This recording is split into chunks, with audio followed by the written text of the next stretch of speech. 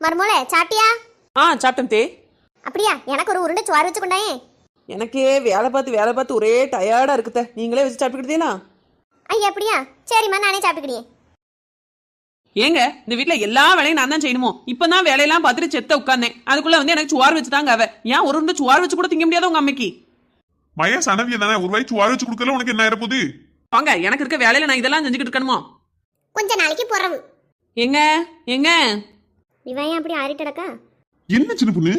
ஏங்க, ஒரே தலைவலியா இருக்குங்க. கொஞ்சம் டீ போட்டு தாங்களா? நீ ஏன் போட்டுக்க சின்ன பொண்ணு? நான் மீட்டிங்ல இருக்கேன்னு சொன்னோம்ல. தலைவலி தாங்க முடியலையே. சின்ன பொண்ணு, தலைவலிக்குன்னு சொன்னல, அந்த காப்பியை குடி. எத்தே, எதுக்கு இப்ப அழுதுட்டு கிடக்கா? தலைவலி வச்சுட்டு அழுதுனா கூட கொஞ்சம் தான் வலிக்கும். சாரி தே, அன்னைக்கு சுவார் கட்டை கூட நான் வச்சு தரல. அதனால என்ன, வீடுன்னு இருந்தா 4 வார்த்தை முன்ன பின்னதான் இருக்கும். அதுக்காண்டி உனக்கு எது இல்லைன்னா நான் பார்க்காமல விட்டுருவேன். காப்பியை குடிச்சு செத்து தூங்கி ஏந்தி என்ன? சரி.